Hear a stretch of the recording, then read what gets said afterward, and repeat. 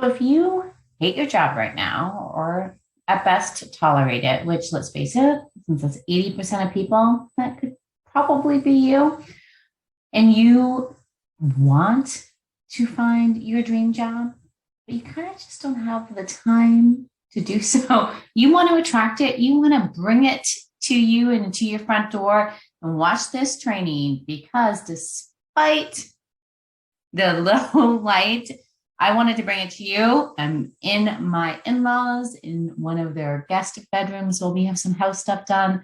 That's how important this training is. I'm bringing it to you with my phone flashlight because I didn't pack my ring lights so that you could get this. Now, I want you to stick around so I can teach you how to attract your dream job. Stay tuned. Okay, you're here. Thank you so much. I'm glad you're here despite the low light. But this career happiness is really important to me, which is why I'm showing up imperfectly because it really doesn't matter. But what I want you to do is I want you to subscribe because every week I share new material on finding a job that lights you up, that leaves you feeling so happy and excited, where it doesn't matter what day of the week it is, you're happy it's that day, whether it's a Monday or a Friday. So this week, we're going to talk about attracting your dream job to you. So step number one. Well, you kind of got to know what that dream job is, don't you? You need to know what makes you happy, what matters to you most right now in this phase of life that you're in. So there is no point in saying, oh, I want to attract my dream job when it is this generalized, vague idea of what it could maybe be. So I want you to figure out what it is that you actually want to see. We need to get a little bit more specific. And so if that means that you are stuck and you're not exactly sure, do you need a career change? Do you need a career pivot? Do you need to just figure out a way to love where you're at? You just don't know the answer to that question. I want you to watch the video Get Unstuck. How to get unstuck, because that video, I walk you through an exercise to give you the answer of what it is you need to do next. And then if that's a career change, I want you to watch the video 3 steps to picking a brand new career. And honestly, though, even if it's a new job in the same industry or a pivot or whatever it is, that exercise that I walk you through in the 3 steps to picking a new career, it is valuable no matter what. So to get that clarity on what it is you want, you need to figure out who you are. And we do that, like I mentioned, in the 3 steps to a new career with assessments. The Myers-Briggs Type Indicator and the Enneagram are my top 2 because they really shed the light on the environment that we should be working on and what really motivates us and drives us forward. Then we also need to figure out what matters most, what's motivating us right now. So in the 3 steps to a new career, I talk through a bunch of different exercises. The most important one, depending on what you're looking for next, is that what matters most? What is motivating me right now? What do I want to see? What kind of industry do I want to work on? What kind of location? What kind of job responsibilities? What kind of title maybe would I want to have? What kind of manager? What kind of team? What kind of impact do I want to be having? What kind of pay do I want? What kind of work-life balance? Or where am I working? And all of this stuff. These are all of the things that kind of start to create this more specific dream job versus the idealized one. In fact, one of my favorite exercises and my clients' least favorite exercises, because it's a hard one, is writing down, what do I want to see? What does my ideal job look like? And we create unicorn jobs. We don't care. We find those unicorn jobs. That is never a problem. But we need to uncover what it is we want next, because we can't attract anything if we don't know what that is. So step 1 is knowing what will make you happy in your dream career. It's knowing what that dream career even looks like. Step 1, done. Step 2, is we need to figure out a strategy on how we are going to attract it. What's our plan? What's our plan of attack? So for most people, that is, how are we going to get it out there? How are we going to bring people to us? How are we going to ensure that others know what it is we want and know how to bring it to us? So we need to figure out how we're going to do that. Now, every time it's different for everybody, but my favorite way to go about this is to kind of get clear on what it is that they want. I want to then update any online presence materials, aka your LinkedIn profile, to showcase what it is that they want. And I want to engage some key individuals. So I want to have a little bit of a networking strategy so that people know what it is that you want so that they can bring it back to you. So step 2 is thinking about that plan of attack. This is literally just, how am I going to approach this? We're not talking about implementing yet. That's step 3, but we're thinking about how we're going to. And like I mentioned, my favorite ways, especially because we're trying to reduce the amount of work you're doing, is leveraging an online presence by figuring out what it is that they want, figuring out how we can showcase that we are matched to what they want, and how can we get people knowing that this is what we're doing, this is what we want to attract. So step 3 is the implementation phase. You consistently taking action to that. So let's get clear and get more specific in terms of that plan of attack that I just talked about. So getting clear on what they want. So you can do this from a variety of ways. You can take a look at job postings. You can take a look at LinkedIn profiles of people who have similar paths. You can talk to people in the roles who are hiring for those roles, not recruiters. They don't want to talk to you. Hiring managers. Don't waste your time with HR. They will ignore you because there's a whole bunch of reasons, but they will. So we talking to people so we can figure out what it is that they want. So this is a little bit of that research piece. And we are thinking about what they're looking for now, what are the backgrounds of people who are in those roles now, and getting a sense of some of the keywords and key phrases that they have. When we're talking high level keywords and key phrases, we don't need to be super nitty gritty like we would in a resume, because LinkedIn recruiters generally use more big picture keywords versus specific keywords. Step number 2 of this, I don't want to actually say step number 2. So let me say the next thing we're going to do is show them what they want. So we're going to update our LinkedIn profile to start highlighting some of those words and phrases that we came across.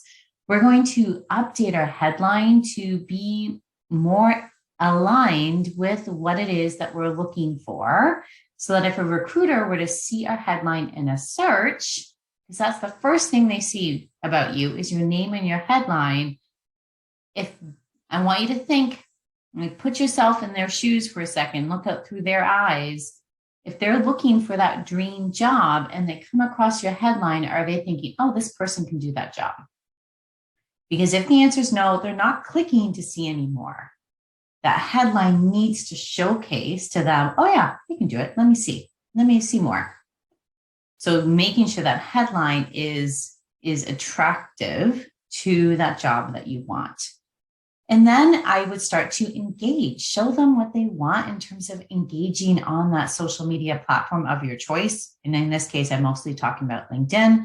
So sharing relevant articles, connecting with relevant people in that industry, sharing or commenting and liking on posts that are relevant to that job you want, creating this thought leadership that you are a leader in that industry, or that you have something to say about that industry. Because not only does it showcase to others that you have this knowledge, that you are someone to connect with regarding this sort of dream career, what we're also doing is we're changing the algorithm.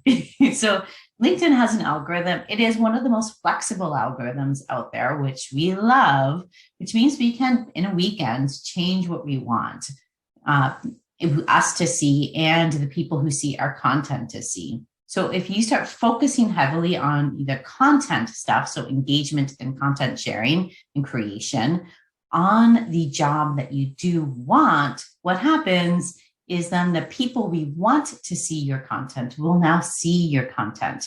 Because if you don't do this and you share only one thing, what happens is the people who are from your current world that you don't want anymore, that's the type of people who are going to see it, because that's how the algorithm is sort of set up. So you want to engage and share and connect with information and people that are related to your dream career. And then the next thing we want to do is be engaging and get some key advocates in that space, people you already know or people you don't want to know.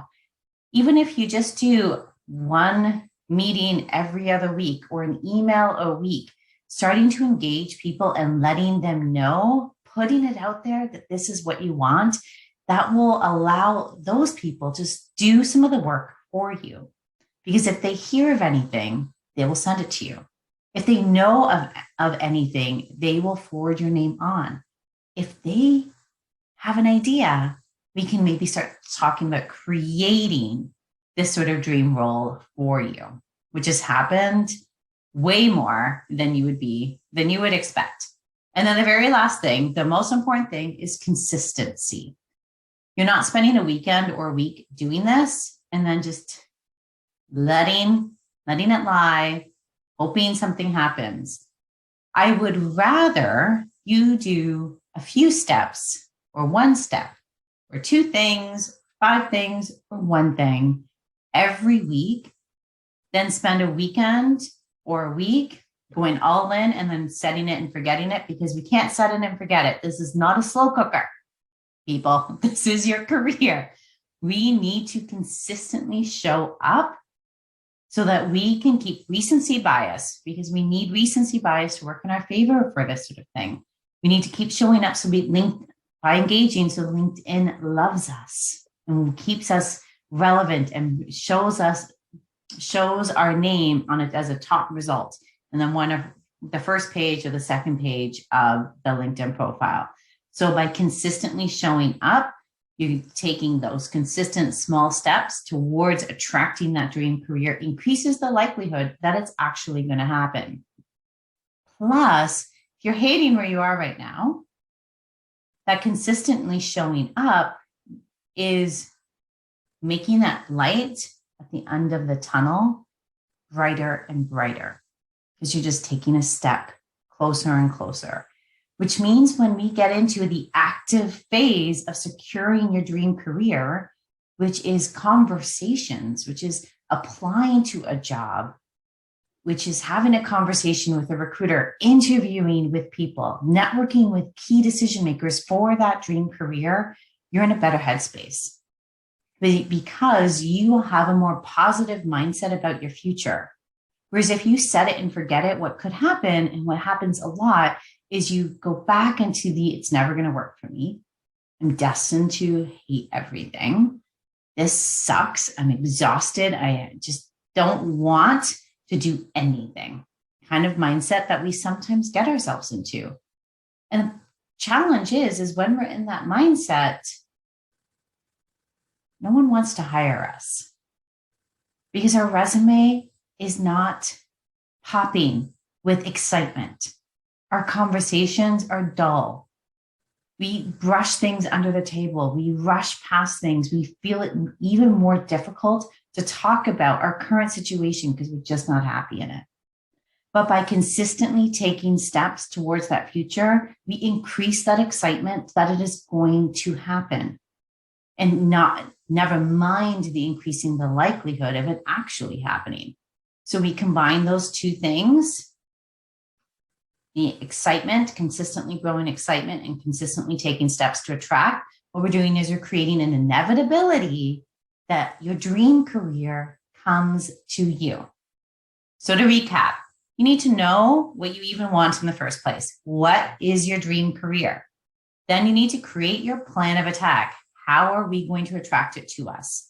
And then number 3, you're going to take some consistent actions in your plan of attack, small steps every day, every week, so that we can make it an inevitability that you end up there. Now, if you have any questions, you let me know below. And if you like this YouTube training, then click subscribe to make sure that you don't miss them, especially if you click the notifications button so that you never miss one of these incredible trainings, so that we can get you to be one of the 20% that love their career. Now, if you found your job and you want help writing your resume, download my resume freebie that's below. That will help you create a resume that wows, with 2 of my most popular and most effective templates, and my resume guide to writing a resume that just lands you lots and lots of interviews. And if you really loved this podcast, if you really loved this YouTube training, I don't have a podcast, don't plan on it. If you really loved this YouTube training, then I want you to also consider joining the Career You Love Academy. That is my monthly membership for taking you from hating your current situation to as happy as a clam, where you are just excited every Monday morning as you are every Friday afternoon. The doors are closed right now, but you can click the link below for the waitlist to join us. Until next week, happy days. And I should be in my normal setup. Maybe not, we'll see. But I'll still be here bringing you another career lesson. Have a great week. Take care. Bye.